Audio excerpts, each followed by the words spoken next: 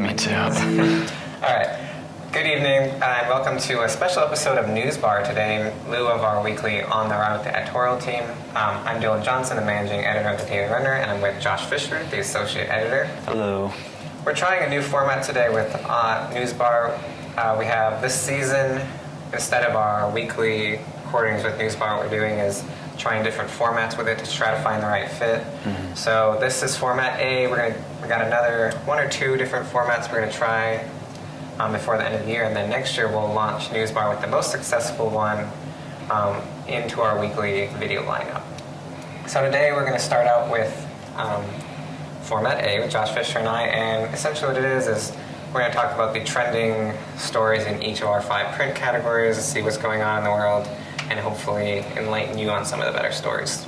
Yeah, all right. Sounds good. Cool. You want to hit us off with Region and Beyond? All right, Region and Beyond. A few things going on this week. Region Commons Hunger Games is still happening. If you don't know what that is, and if you don't live in the Commons, you're probably like, Region Hunger Games, what in the world?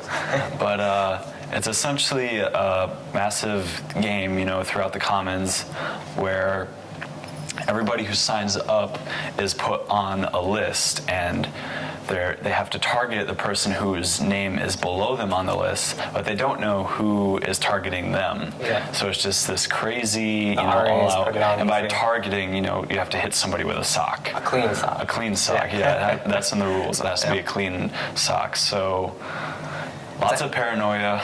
It's entering its second week.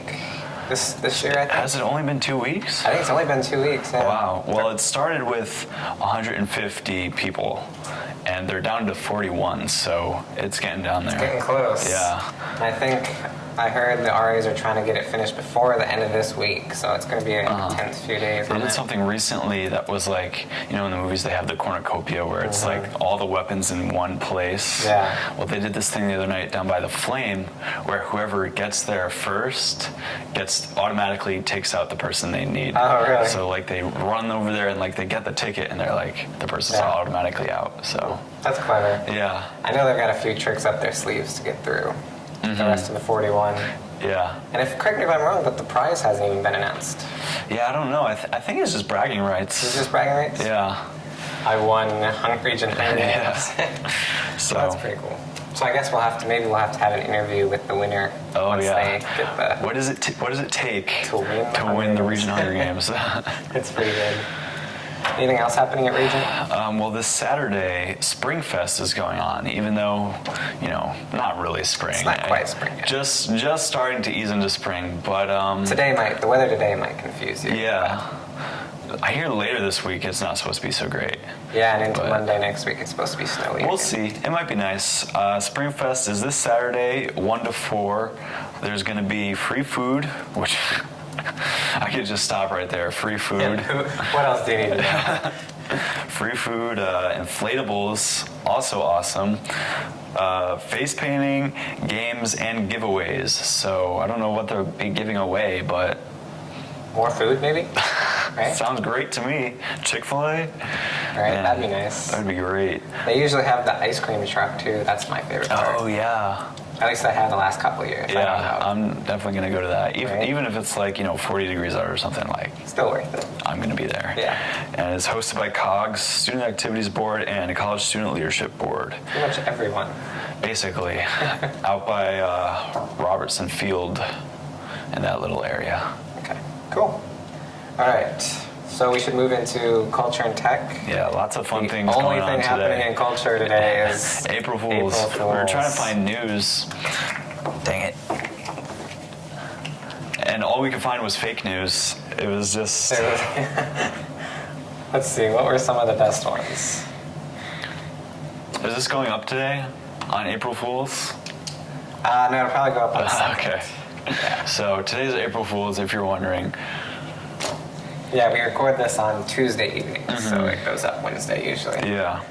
But there were a lot of fun little, I don't know if you'd call them pranks per se. Yeah, they're more like, I don't know what you would call them. Clever marketing. Yeah.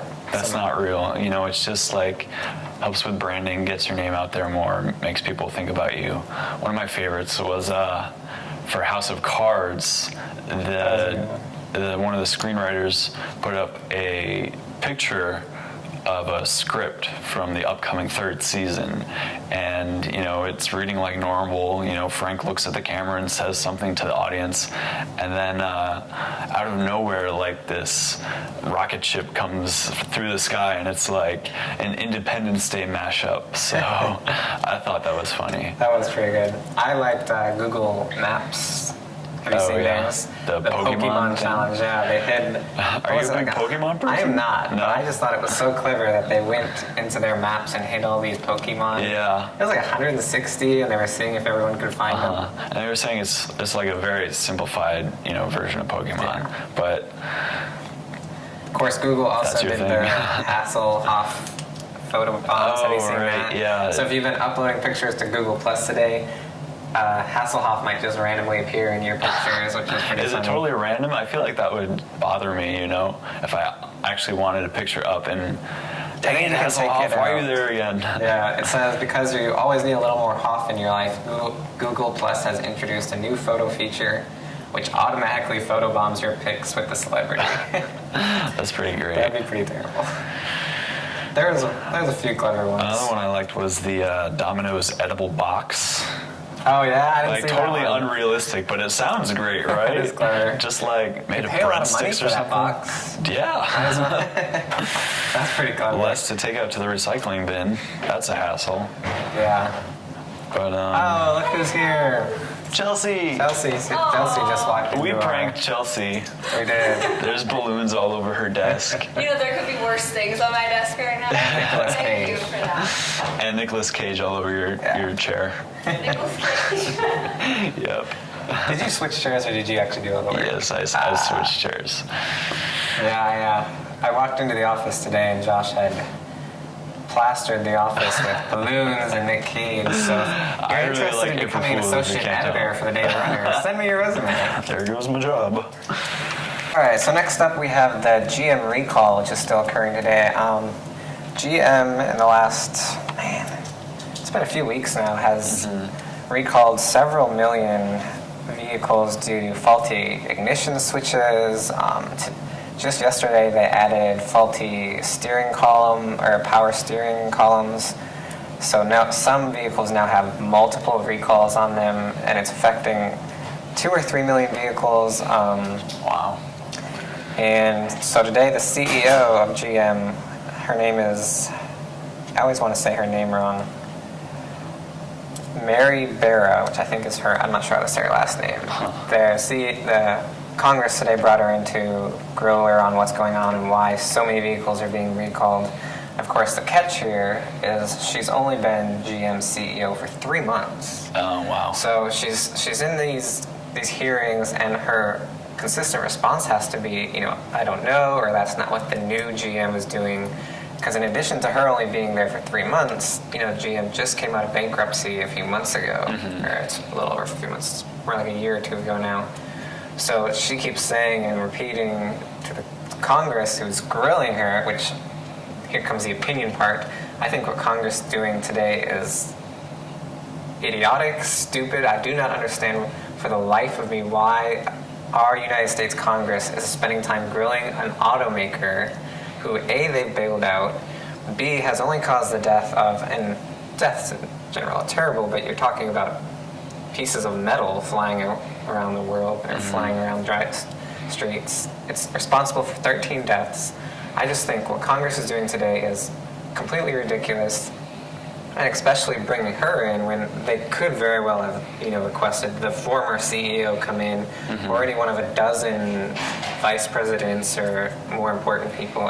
To me, it's crazy. It's just further proof that our Congress, which has the lowest approval ratings pretty much of all time, has no idea what they're doing. It's pretty ridiculous to me. So. Well, they're clearly trying to stop, more of this from happening, but the way they're going about it maybe could use some improvement. They are, and part of the thing is the National Highway Transportation Security Board, which is responsible for making sure GM does recalls, completely missed this issue. GM has even, without any provocation, stepped up and rapid pace gone through the rest of their investigations. So essentially, they prioritized above other work, making sure that other cases, which is why you're seeing all these GM recalls all of a sudden, were prioritized and reviewed right away. To me, GM has been fairly responsible in the entire thing once it was brought to their attention, and I think the Congress is just once again out of control. That's my 2 cents. That was more like $2. It was a lot. It happens sometimes. It does. Okay, so up next, of course, is trending today. President Obama was just on our TVs here in the newsroom announcing that they have officially broken the 7 million registration on the healthcare through the healthcare website that's been broken. Because today was the deadline, right? Today was the yesterday. Yesterday? I should know that. Yesterday or today was the deadline. It hit 7 million and like 40,000 people signed up, and they're still counting, so they're over their proposed numbers. The catch, of course, is they're not releasing details about who signed up. So we don't know, if they paid their deductible. We don't know if they had insurance before the law kicked in, and they don't, and they got canceled. So they had to go sign up again. We saw one statistic today from Fox News said 27%, only 27% had not had health care before the law. So that's only 1 in every 4 people are getting health care that didn't have it before. And if I'm not mistaken, that was the point of the law, was to get people who didn't have health care before into the system to have health care. Yeah. So if that's true, that's pretty, upsetting. And they're obviously not hitting their goals. Yeah. And my perspective on it, and I told you this earlier, is we looked it up, over 300 million Americans. So if 7 million Americans now have health insurance, which I'm hoping that number is like bigger, and that's just the federal health care or something, because if 7 million Americans now have health insurance, which I'm hoping that number is like bigger, and that's just the federal health care or something, because if only 7 million Americans have health insurance in the entire country, that could be problematic. Yeah. But that's not even 10%. It's not even 1%, is it? 10 million, 10 would be 30. Oh, So it's, I can't do math, so. Well, yeah, we're journalists. We're not math majors. But either way, I think that's it's staggering, and it's very worrisome if you look at the long-term trends. So, but of course, President Obama was out today in the White House because they did set the 7 million person goal, and they hit that goal. So he announced that today. And he just did that. It was not very long ago. In fact, it was less than half an hour ago from the time of this recording on Tuesday afternoon. So they expect that the final numbers for the last, hitting the deadline will be even higher. Of course, you're not technically required to have healthcare under the new law. They bypassed that fine, that they had placed until after the elections, because the website was such a complete utter failure, honestly.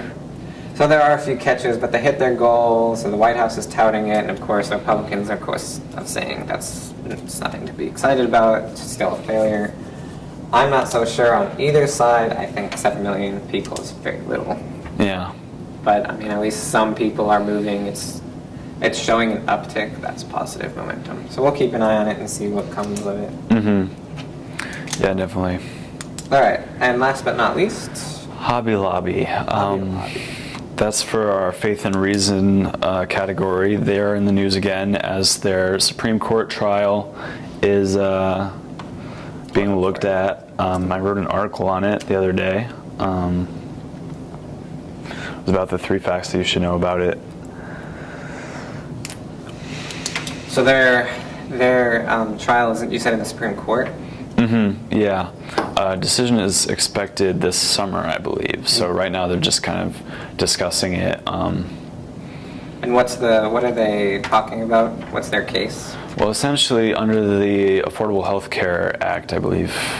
Yeah. Employers have to include contraceptives in their health care plans for their employees.